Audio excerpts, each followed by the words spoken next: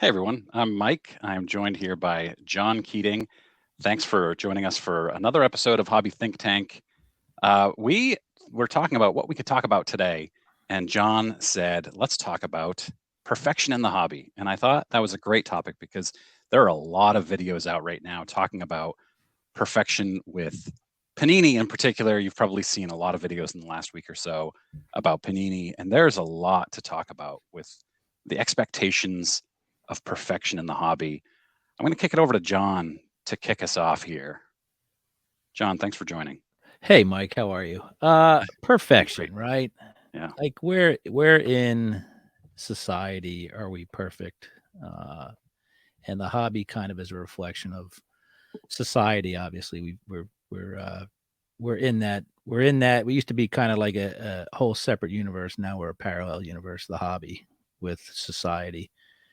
So perfection, many of us think we're perfect, but obviously we're all flawed, and nobody does it the right way 100% of the time. So should we expect that across the board in our hobby? And we could talk about a bunch of different little sectors and touch on a bunch of little sectors of our hobby where it seems like perfection's expected every step of the way. So that's what's on my mind. And I know my mind is a place that most people shouldn't visit, but I wanted to get your take on all this stuff, see if it's something I'm imagining or whether it's real. You're definitely not. And I think about this a lot, and I do some videos occasionally. Name of our videos, I reckon we want perfection. And we do, right? We want perfection out of our children, out of our spouses, out of our cards, out of, when you buy a card off of eBay, you look at the pictures and maybe you zoom in, and then when you get it in the mail, it's not as perfect as you thought. Mm-hmm. And then do you then file a claim? Do you reach out to the seller? Is that something we should be doing, or should we be expecting or accepting of imperfections? In especially, let's stick with eBay sales for a moment. What do you think about the expectation of perfection on eBay sale?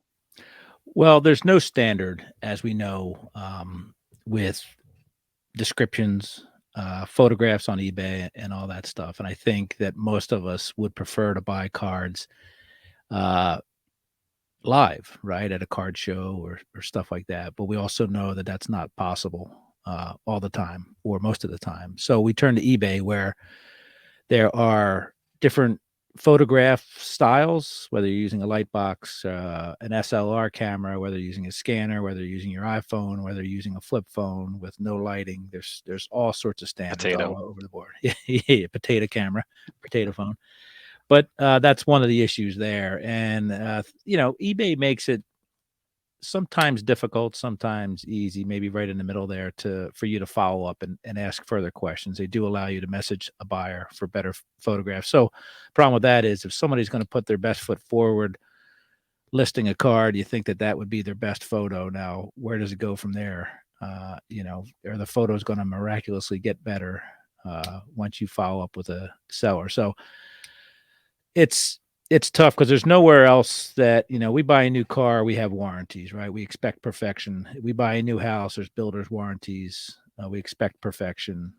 Same thing with appliances, all that fun stuff. But when we buy a used car, obviously there's some trepidation there because we understand that there's a history to that car. And very rarely, I mean, there's a couple sectors of our hobby that are different here. Obviously, there's the new cards, but I think that we can all agree that most of the hobby is dominated by secondhand cards or the secondary market. So that's what we're dealing with, cards that have been handled over time or even in a short amount of time by other people, by, storage methods that vary and all that stuff. So I think perfection in our hobby, it's not elusive. I think it just should not be expected. There's no Yeah, perfect and you cards. sorry, you mentioned buying a used car. When you buy a used car, you can get the Carfax report. There's no Cardfax report, right? When you buy a card, you don't know who owned it, how long they owned it for, what if it was flipped against a wall in Yep. 1958 or whatever. Uh, but who defines perfection? You and I, two very different people, have very different ideas of the perfect card. Mm-hmm. Inevitably, there's no criticism of either of us. We both just look at cards differently. If I buy a card off of eBay, and let's say you sell me a card, and you look at it and you say it's a VG, a very good card. You put that on eBay, and I buy it, and I look at it, and there's a little dimple on the back that you didn't notice. Should I hold you responsible for that? Right, right.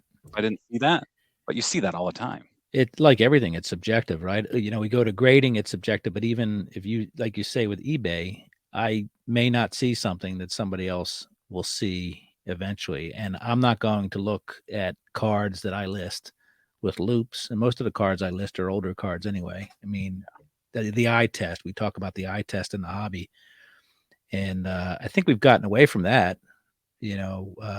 People like to talk about how does a card look at arm's length, and that should be good enough. And obviously I subscribe to that theory because I grew up with imperfect cards, whether they were cut wrong, registration was off, and how we played with our cards. So I grew up with imperfect cards. I think that my standards are lower than maybe someone else's standards. You grew up in the junk wax era where people took care of their cards better. Manufacturing process and delivery process was better. So, do we default to the lowest common denominator? Obviously, we're all allowed to have our own opinions, but your perfect isn't my perfect, and that's one of the problems we have in the hobby. Is when we're doing business with each other, like you say on eBay or on Facebook or Twitter, we have different standards. So chances are someone's not going to be happy. Yeah, I think that eBay also caters to that, to the buyer who looks at it very differently than you did when you were selling it. I could say to eBay, he didn't disclose this dimple on the back, and eBay will let me return it and get my money back Right. when I might have just had buyer's remorse. Right. And eBay gives you the opportunity as a seller to grade the card yourself, whether a numerical value you would put on it, whether it's graded or not, or excellent, near mint, very good, poor. Everybody's got their own opinions of that. So I tend to, when I list, I clear all. I don't list any description as far as condition of the card. The picture's there. It's a high res picture. Look at it the way you want to look at it, right? So what about with manufacturing, John? When we look at errors that Topps and Panini make, and Leaf and Upper Deck, these companies, do we hold these companies at too high of a standard for perfection? I think so, because think about the millions of items that they spit out over the course of a year, millions of cards. What other manufacturing entity has to be perfect every time for every card, or for every item they spit out, whether you're making ball bearings or you have a bad batch of zip ties. Can't tell you how many times I bought zip ties and you got a bad batch, right? And same thing with cards. It's a lot to expect, especially when they don't control the manufacturing. Everything gets farmed out. I think one thing that does bother us, there's different levels from the manufacturers. There's production, there's design, there is distribution, all that stuff. Now, from a design standpoint, I think that we have the right to get frustrated there when you spell Mike Yastrzemski's name wrong.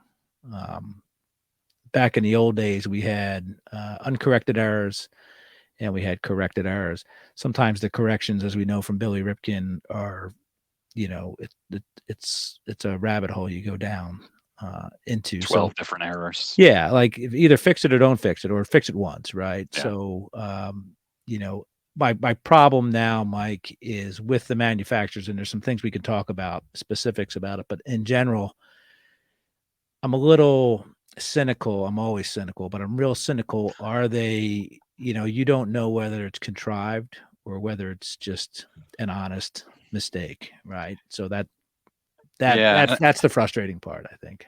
And so a couple of points here. You mentioned manufacturing in the plant, and they're outsourcing. And I think this was proven this week when somebody opened a Panini pack and it had a Topps card in it. Did you see that one? That proves that they're using the same Yeah. production company to make these cards, and it got mixed up.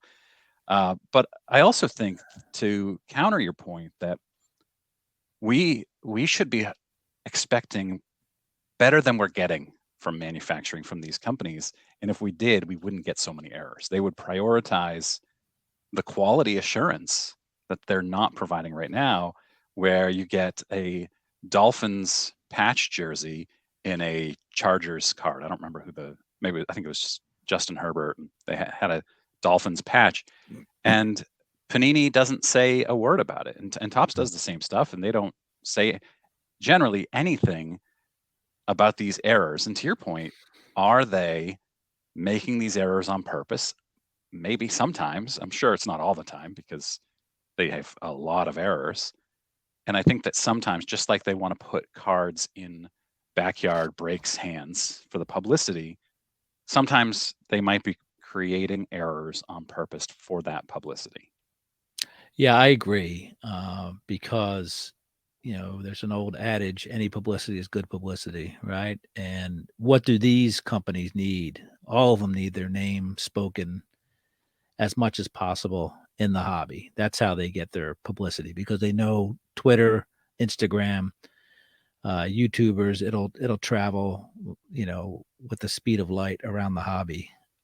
If that happens, you mentioned the Topps card inside the Panini pack. First thought I had was, it was put in there. It was put in there like an auto would be put in, or a patch. It was put in there in order to publicize something. I mean, who gets the publicity, whether it's good or bad? Who gets the publicity? Panini, right? It's a Topps card, but Panini gets the bulk of the publicity. And I don't think it's negative publicity at all, because it has people talking about it and nobody's turning away. I guarantee you Panini won't sell one less pack this week than they did last week, right? Because of a Topps Finest card being in there. Yeah, and there's another old adage: what gets measured gets attended to. And nobody is measuring how many errors they are, what the quality rate is on these, and nobody cares. Right. But people talk about it. People get Right. entertained by it. People get mad about it. Right. Nobody really cares. Nobody is saying, I'm done buying Panini cards. I'm done buying Topps cards because of these errors. Because ultimately, we want our cards and we want them to be perfect, but we want our cards more than we want them to be perfect. And why is that? I have probably the biggest error card, not the only by any means, but probably the biggest error card, or the first big error card, in my opinion, was the 1979 Bump Wills Blue Jays Rangers card. Okay, it was because it was obvious to everybody. It wasn't a typo on the back or the wrong player on the card that most people won't notice. It was Rangers uniform, Blue Jays. We know he wasn't playing for the Blue Jays. That's a great card, not because everybody was chasing the money for that card, but it was a fun, unique card. I think now people want those error cards. People want whatever the recent one was, where the of 25s, they weren't all filled in. As far as 1 through 25 of 25 weren't all filled in. There's blanks of 25. People want those cards. And I think fewer people want those because it'd be fun to have more than it'd be fun to sell. It's a story, right? I love stories. That's what my channel is all about, is telling stories. And if I have a card, I want to be able to tell stories about my cards. And if I have something unique, then in my opinion, it's more valuable to me. I might not be able to sell it for more, but I want the story. So yeah, you make a good point. And what about redemptions, right? We talk about perfection redemptions. I know redemptions are, it's an imperfect science for sure, because there's a lot of things, a lot of people you're waiting on to get those signed or delivered or inserted. I know there's a timeline issue, but do you not feel that maybe some of these companies like to kind of hedge their bets on putting this player in a redemption card? And then, there's an example recently of a CD Lamb redemption that somebody else got I think, forget what his first name is, Dorsett, wide receiver, Tony Dorsett. No, it was I think he was the old Colts wide receiver. Anyway, he went to Miami, but they swapped him out because they couldn't get the CD Lamb one. Like, it seems like maybe some of these companies, maybe they're hedging their bets too. Yeah, do they keep that CD Lamb sticker for another card at another time instead of a redemption? that's an interesting point. And I think Panini had to sue CD Lamb a year or so ago because he wasn't returning their stickers or their cards that were Right. supposed to be autographed. Right. Yeah, and redemptions, of course, doesn't go to perfection, but I think it was Panini who just replaced redemptions for autographs with the sparkle packs instead of Okay. autographs, which is not perfect. It's bad. Right. So one thing where we should expect perfection on is customer service. There's no excuse for any of these firms to not answer their customers' needs. I know Yeah. there's a lot of I don't participate. I don't really swim in the Panini ocean, but I always hear about Panini redemptions taking forever, and then customer service not getting back to people. There's no excuse for that because the difference in any company in any industry can be the customer service will bring your customers back. Yeah. And I don't understand why. It seems like Tops, there's nobody over there. Seems like there are people at Panini, yet people continue to have issues. So I think that's where we should have perfection. Yeah, and I know we talked a lot about this on our first episode, but the difference between SGC and PSA is the customer service. If you email SGC, you're going to hear back immediately. Right. Whereas with PSA, it could be weeks, could be more than weeks. Although I did see, I think on Twitter this morning, PSA is making significant strides to improve their customer service, and they expect to have it improved in February. Yeah, I think customer service is a big differentiator, and that's one argument for consolidation.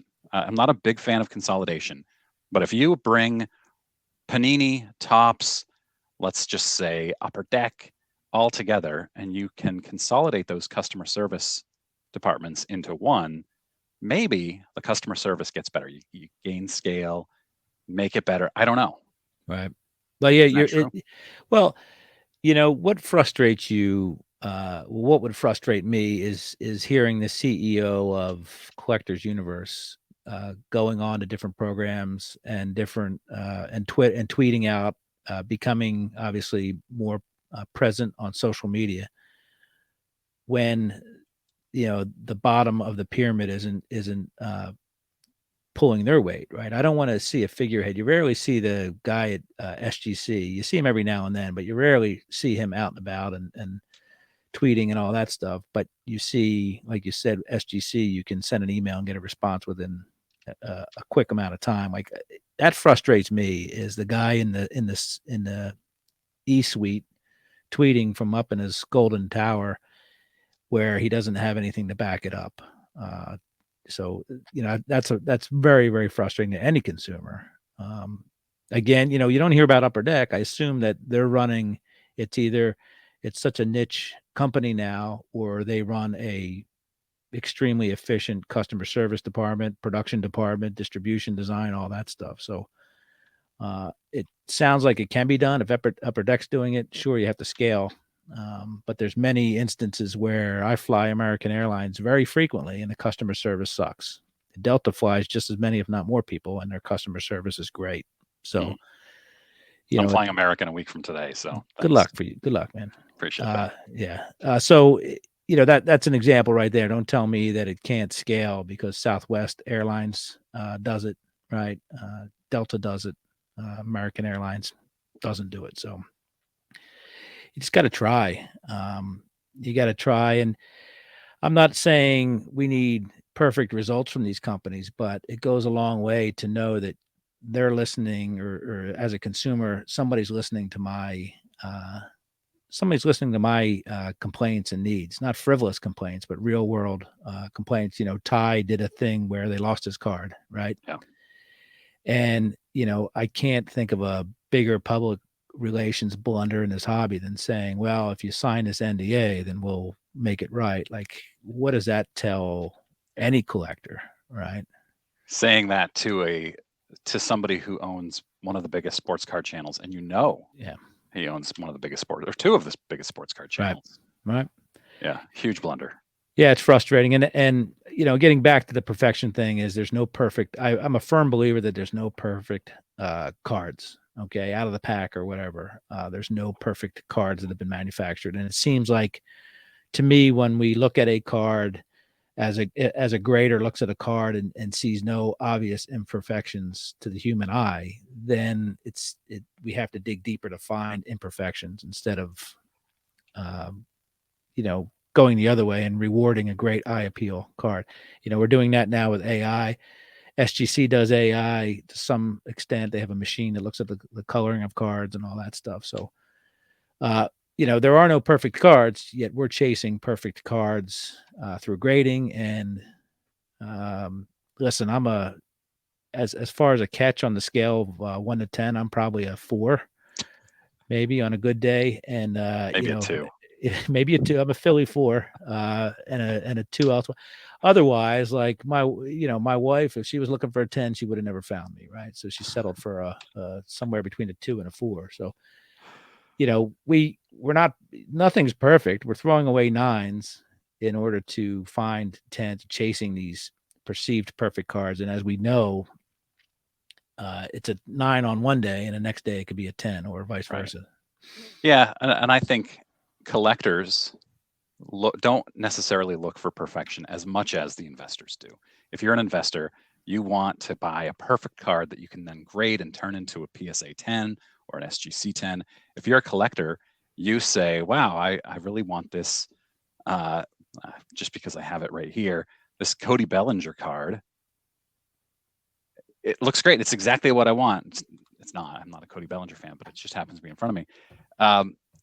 And I'll buy the card. Do I want it to look good? I want it to have nice eye appeal, but I also don't look at the corners very closely, the edges. I look for centering, and I don't care about the back much at all. It's like 90% front, 10%, probably less than 10% back. If you're a collector, you want the card, not the grade necessarily. Right. Well, I'm going to use some examples here, right? Yeah. Mo Howard, a 4 and a 6, right? There's from what you could tell on that camera, there's no difference between the 4 and the 6. The 6 looks slightly better centered. Slightly. Now, if it's in a display cabinet behind me and you're looking at it, you won't be able to tell the difference, right? So I'm amazed that, again, it's my my conditioning as a collector. I'm amazed that there's any cards that are 40, 50 years old that are better than a 5 in someone's mind, because I don't know where these cards are coming from, because we didn't have a way to take care of them back then, and further back in the 50s and 60s and stuff like that. So it's perfection. We want perfection because of that number. And as you say, it's a lot of investors, but the investors, I ask the question often is, what is your hobby? Is it collecting cards, or is it collecting money? And I don't begrudge dealers, because dealers are one of the second most important part of this hobby, are dealers, with the collector being the most important part. But what is the hobby? Is the hobby collecting, or is the hobby collecting money? And we have, I'm guilty of it as well, because I have to sell 3 of my Three Stooges cards because they're dupes. So I'm going to have to, I got them graded, because that's how our hobby says the cards need to be in order to get top dollar or value back. So especially vintage. Yeah, especially vintage. But, perfection is like, what are we, it's also in the players that are being collected. We want perfect players. We want Josh Allen to be perfect every game. But Trevor Lawrence, who got his team within a touchdown of going to the championship game yesterday, now I see on social media what a crappy QB the guy is. It's his second year, right? Yeah. We want perfect teams. We want perfect coaches, perfect players. If you haven't, it used to be, Aaron Rodgers is the most recent example. Sit on the bench, learn your trade, and then come on in and after 4 years or so and become our starting quarterback. We don't have that opportunity anymore. People want the perfection immediately. Collectors want those players to be perfect immediately. Mac Jones, whoever else is in that, Zach Wilson, all those guys, they need to be perfect immediately, or I guess, I don't know. the yo-yo between the dollar boxes and the display cases on a weekly basis must be crazy. Do you think that that's a valid observation? The players, perfect players, and how they're not perfect the next Monday, and yet the next Sunday they're perfect again. Absolutely, especially for higher draft picks. And if I remember correctly, Aaron Rodgers fell quite a ways, right, in the draft. Yep. So it was easier for the Packers to let him rot on the bench for however many years it was With behind Favre. Favre, yeah. But when you've got a Trevor Lawrence, he's got to start. He's got to start within a year, and probably earlier than that for a terrible team in a full rebuild. But he got to fail too, right? You got to let him fail. Look at Peyton Manning's first season was terrible, terrible, and he failed miserably, and he bounced back, and he went on to a decent career. He did all right. Great pitch, man. Yeah. Yeah, he really is. As much as I hated him in his career because he faced the Patriots in the playoffs so many times, right? He's great. He's a great personality. Listen, I saw the Eagles play the Colts, I think 1999 at Veterans Stadium, and the Colts were up like 44-12 or something. And what I noticed, since the game wasn't that good, is Peyton Manning was on the sideline back then looking at his pictures, right? Not on the surface, but in the paper. He was looking at the film. And, that's the difference between he was learning his craft. And obviously he's an anomaly. He's one of the greatest of all time. But if you don't give these guys time to be their best, then, he's studying for the future right there in the middle of a game. You don't have these guys don't have a future. They have to perform now, and quarterback is more prominent than any other position, I think, in sports. Baseball players, though, we're anointing these baseball players as Hall of Famers, and it's the same thing. Like every class has every set and every year has these guys that are the darlings of the collecting. And I know it's prospecting, but that should be one way of collecting. It shouldn't be driving the hobby. And then they're not perfect. They bet, 260, and then we never hear from them again. And, Harmon Killebrew sat on the bench for 3-4 years as a bonus baby. Sandy Koufax sat on the bench for 6 years. What if we had given up on Sandy Koufax and Harmon Killebrew? Again, immediate perfection. And that's a societal thing. We want perfection. We want everything to be perfect because we see it on TV, and we want it in our everyday life, I guess. Yeah, it's a buying opportunity. When Trevor Lawrence doesn't quite make it to the championship game, and if you really believe in him, then buy the low prices in the weeks after or the months after, and then maybe next year he'll make it to the Super Bowl. Yeah, it's an interesting hobby we have where we're talking about it on in another chat on a show, and the best time to buy football cards, basketball cards, baseball cards. It's interesting that there are up and down, defined up and down trends when to buy these guys.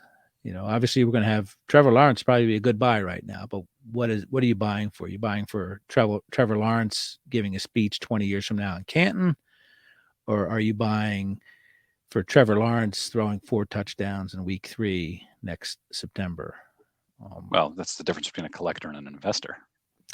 Yeah, but is the line not blurred?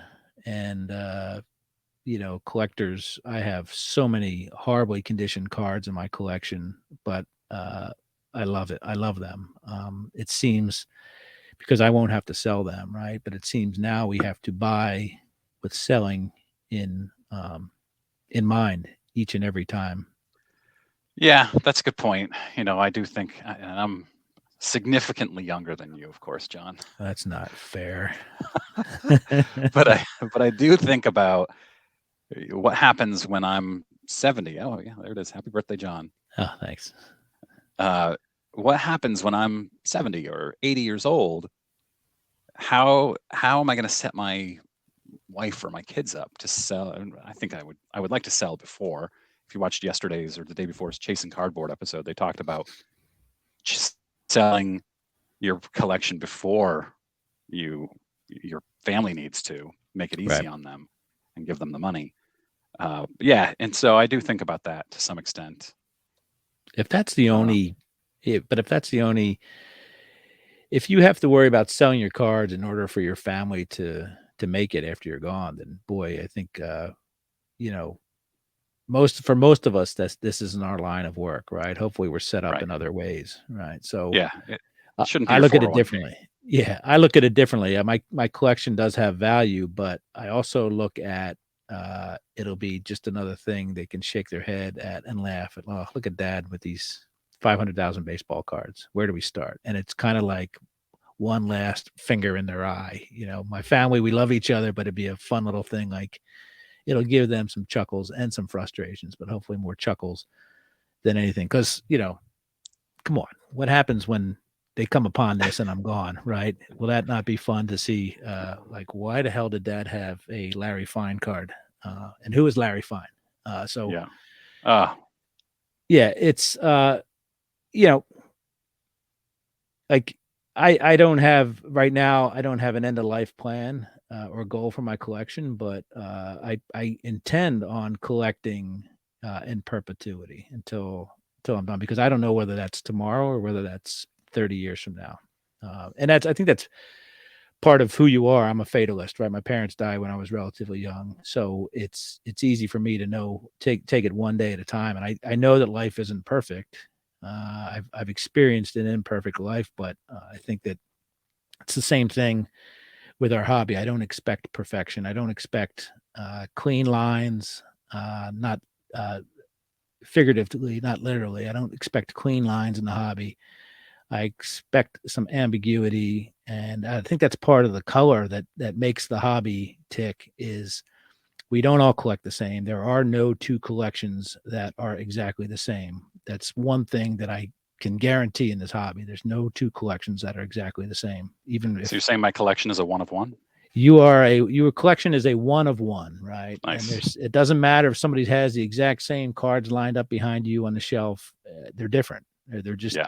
They're different, right? They all have different histories, and that's what I think. We need to be less mechanical or analytical and more creative in the hobby. And it's easy for me to be come down hard on some of these manufacturers, but as again, we like to talk about evolving and evolution. I've evolved and my opinion evolves constantly. Like I think it's okay to have imperfections just as long as they're not contrived imperfections. I got Mm.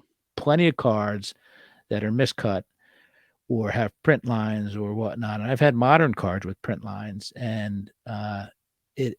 I don't think of how much money I lost. I just think of, oh, well, this shows some character in the process. We're not. It's not 100% digital phenomenon. There's some analog in there too. There are mistakes that happen. Yeah. Some of I love error cards. I've done some videos about error cards. I think they're fun. It's a good story. Now, obviously, in the 80s and 90s, you had, like you mentioned, the Billy Ripken Mhm. FF error, but that was corrected. So it's a chase card now. And then you also had the Frank Thomas no Yeah. name on front, which I don't even know if anybody knows for sure what those came out of. I see a lot of different opinions about where they came from. But nowadays, bringing it back to the beginning of this video, it seems like there are errors everywhere, especially we talked about this, I think, at one point. There's so many moving parts with cards. You have stickers and you have patches and you have Hmm. on card autographs, and just so many different things that can go wrong. And like you mentioned, distribution and manufacturing, design, there's there's a lot of moving parts, and we should expect some problems. But where is that line of, okay, this is acceptable Right. versus this is a lot? And nobody measures it. There's no governing body that says you have to have 99% quality. Right. You know what I find interesting is or perspective that I try to revisit often is we assume that we're the biggest thing in the world. Like our what we do is to us it's the most important thing as far as side hustles or hobby. We assume it's just as big to us as it is everywhere else. It's not. We're on the niche. fringes of society, right?